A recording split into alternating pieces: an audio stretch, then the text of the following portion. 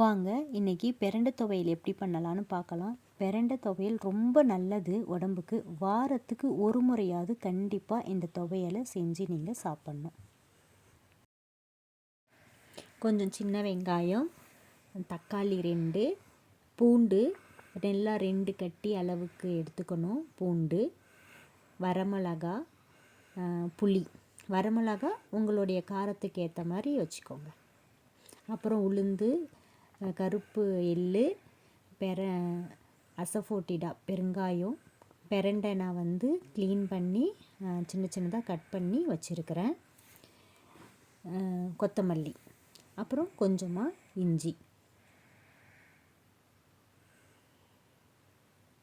First நல்லெண்ணெய் விட்டுட்டு கொஞ்சமாக உளுத்தம்பருப்பு, ஒரு 2 ஸ்பூன் அளவுக்கு உளுத்தம்பருப்பு போட்டுக்கோங்க. நல்லெண்ணெயில் தாங்க செய்யணும் இது எல்லாமே, அப்போ தான் நல்லாயிருக்கும். நல்லா ஒரு கோல்டன் ப்ரௌன் கலர் வர்ற அளவுக்கு வறுத்துக்கோங்க. அதுக்கப்புறம் காஞ்ச மிளகா போட்டுக்கோங்க.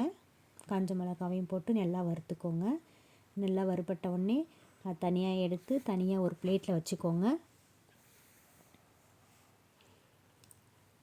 அதுக்கப்புறம் கொஞ்சமாக நல்லெண்ணெய் விட்டு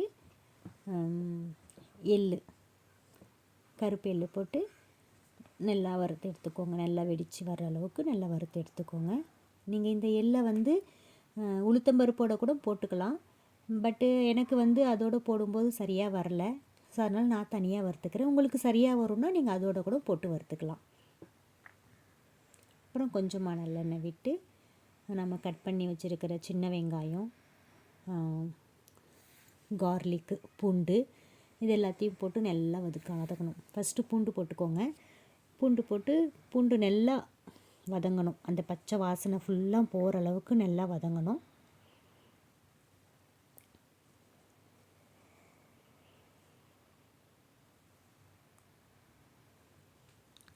அப்புறம் சின்ன வெங்காயம் போட்டுக்கோங்க. சின்ன வெங்காயமும் நல்லா வதங்குற அளவுக்கு போட்டுக்கோங்க. போட்டு வதங்கிட்டதுக்கப்புறம் கொஞ்சம் இஞ்சி, இந்த ஸ்டேஜில் இஞ்சி போட்டு நல்லா வதக்கிங்க.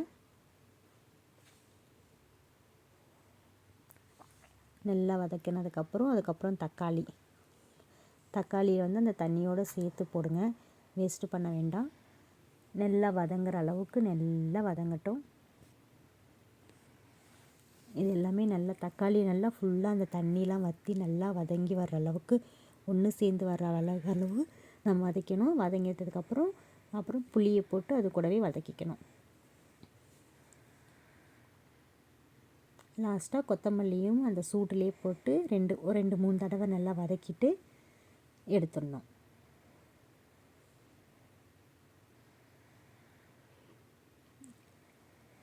கொஞ்சமாக தேங்காய், ஒரு ஸ்பூன் அளவுக்கு தேங்காய். நமக்கு இந்த தேங்காய்ன்றது ஆப்ஷனல் தான். உங்களுக்கு வேணும்னா அதை போட்டுக்கலாம், இல்லைனாலும் விட்டுடலாம். இதை தனியாக எடுத்துட்டு தனியாக ஒரு பிளேட்டில் ஆற வச்சுடுங்க. அதுக்கப்புறம் கொஞ்சமாக எண்ணெய் விட்டு பிரண்டை, எப்பயுமே பிரண்டை கொஞ்சம் தனியாக வதக்கிறது தான் நல்லாயிருக்கும். ஏன்னா அதில் கொஞ்சம் நல்லா அந்த அரிக்கிற தன்மை இருக்கும் இல்லைங்களா. நம்ம நார்மலாக க்ளீன் பண்ணும்போதே நமக்கு கையெலாம் நல்லா அரிக்க வரும்.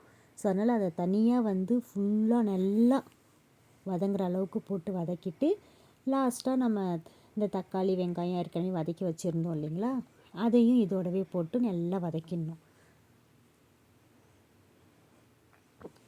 பிரண்டை அப்படின்றது ரொம்ப நல்லதுங்க உடம்புக்கு. எஸ்பெஷலி ஃபார் லேடிஸ் நல்லா சாப்பிட்ணும். இப்போ சின்ன வயசுலேயே எல்லாருக்கும் மூட்டு வலி அப்படிலாம் சொல்கிறாங்க. ஸோ அதனால் பிரண்டை கண்டிப்பாக வீக்லி ஒன்ஸாவது எடுத்துக்கணும். அப்புறம் ஸ்டவ் ஆஃப் பண்ணிவிட்டு அந்த சூட்லேயே நம்ம கொஞ்சமாக அதோடவே பெருங்காயம் போட்டு இறக்கிடணுங்க. தேவையான அளவு உப்பு.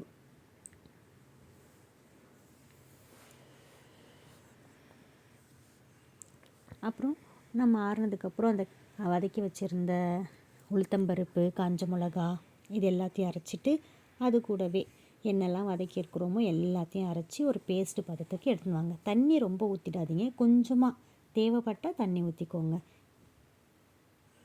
வதக்கி எடுத்து நல்லா அரைச்சதுக்கப்புறம் லாஸ்ட்டாக கொஞ்சமாக எண்ணெய் விட்டு அரைச்சது அது அந்த எண்ணெயிலேயே போட்டு கொஞ்சம் லேசாக சூடு வர அளவுக்கு நல்லா கிளறி விட்டுட்டு இறக்கிடுங்க.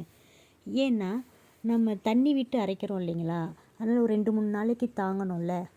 ஸோ அதனால் வந்து நம்ம அரைச்சிட்டு கொஞ்சம் வந்து நம்ம வதக்கி எடுத்து வச்சா தான் அது 2-3 நாளைக்கு நல்லாயிருக்கும்.